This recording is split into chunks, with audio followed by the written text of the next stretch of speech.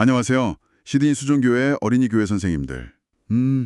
주일 준비로 한창 바쁘실 텐데요. 네, 안녕하세요. 오늘 저희가 같이 이야기 나눈 내용이 선생님들 설교 준비나 또 반활동 구상하실 때 좀 새로운 아이디어를 드리는 시간이 되면 좋겠습니다. 네, 맞아요. 저희 손에 있는 이 자료들이 창세기부터 여호수아까지 쭉 이어지면서 아브라함에게 주셨던 그 약속 있잖아요. 땅, 백성, 큰 복. 네네. 이게 어떻게 성취되는지를 하나의 큰 흐름으로 보여주고 있어서 참 좋은 것 같아요. 아이들의 메시지를 더 깊이 또 삶에 적용하도록 돕는 게 목표고요. 그렇죠. 특히 오늘은 그 중에서도 119과 말씀맨이 필요해요. 이걸 좀 더 자세히 보려고 하는데요. 아, 말씀맨. 네, 이게 가나안 정복 이후에 이제 이스라엘 백성이 하나님의 말씀을 어떻게 기억하고 지켜야 하는가, 이 부분에 대한 중요한 통찰을 주거든요. 네, 선생님들께서 아이들에게 왜 말씀이 중요한지, 그리고 이걸 어떻게 삶에서 실천할지 그런 활동 이끄시는데 아주 유용할 겁니다. 맞아요. 119고 하면 이제 가나안 전복 전쟁이 끝나고 여호수아 시대 거의 마지막 이야기잖아요. 네, 그렇죠. 시작할 때 보니까 모세의 마지막 당부, 그러니까 다른 민족이랑 섞이면 안 된다. 하나님만 사랑해야 한다. 이것도 복습하고 또 여호수아에게 주신 약속, 말씀 지키면 내가 너랑 함께 할게. 이것도 다시 짚어주더라고요. 네, 그 배경 설명이 중요하죠. 왜냐하면 전쟁은 끝났고 약속의 땅도 이제 얻었잖아요. 네, 근데 여호수아는 마음이 편치 않았던 거예요.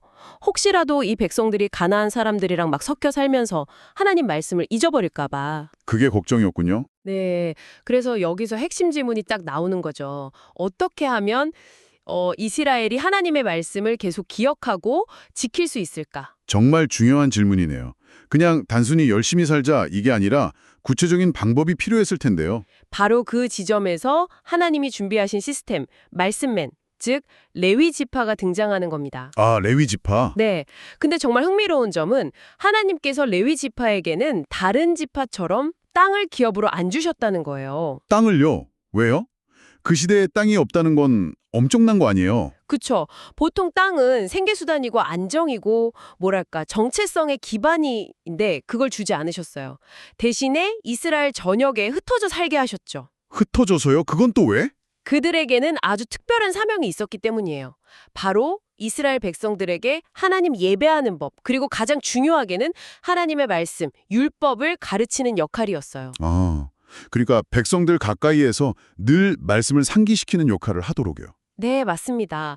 이 레위 사람들이 말씀맨으로서 자기 역할을 제대로 하면 백성 전체가 영적으로 바로 서고 복을 받아요. 하지만 반대로 이들이 자기 사명을 잃고 말씀을 저버리면 이스라엘 공동체 전체가 길을 잃고 혼란에 빠지게 된다는 거죠. 와, 책임감이 정말 막중했네요. 네, 이 자료에서도 그 점을 강조하고 있어요.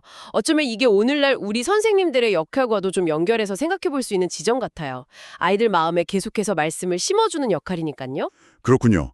레위 지파의 존재 자체가 말씀 중심으로 살아야 한다는 메시지였네요. 네. 그래서 여호수아 23장 6절 말씀.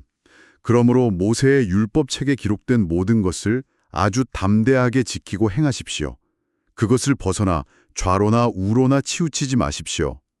아, 이 구절이 더 와닿네요. 그쵸. 결국 말씀에 순종하는 것, 타협하지 않는 것, 그게 하나님의 보호와 복을 받는 길이라는 걸 아이들 눈높이에 맞춰서 확실하게 전해주는 게 이과의 핵심이겠어요. 네, 맞아요. 그래서 이과의 적용 활동들이 저는 참 좋다고 생각해요.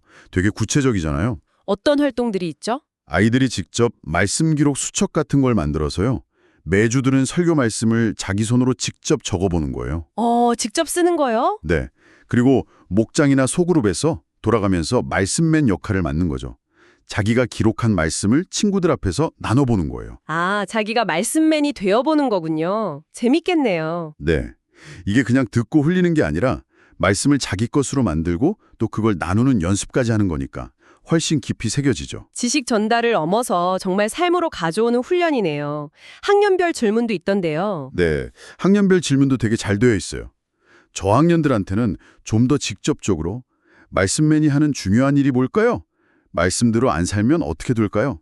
이렇게 핵심을 묻고요. 네. 고학년들한테는 조금 더 생각할 거리를 주죠. 레위 지파는 왜 땅 없이 흩어져 살았을까요? 또는 말씀을 아주 담대하게 지킨다는 게 우리 생활 속에서는 어떤 모습일까요? 이런 식으로요. 아, 질문을 통해서 아이들이 스스로 생각하게 만드는 거군요. 나는 어떻게 작은 말씀맨이 될 수 있을까? 이런 고민도 해볼 수 있겠고요. 맞습니다. 단순히 옛날 이야기를 배우는 게 아니라 오늘 내 삶에서 말씀을 어떻게 대하고 지켜야 할지 구체적으로 생각하고 또 다짐하게 만드는 거죠. 오늘 이 119가 자료를 보니까 가나안 땅에 들어간 이스라엘에게 이 말씀을 가르치고 기억하게 하는 역할, 즉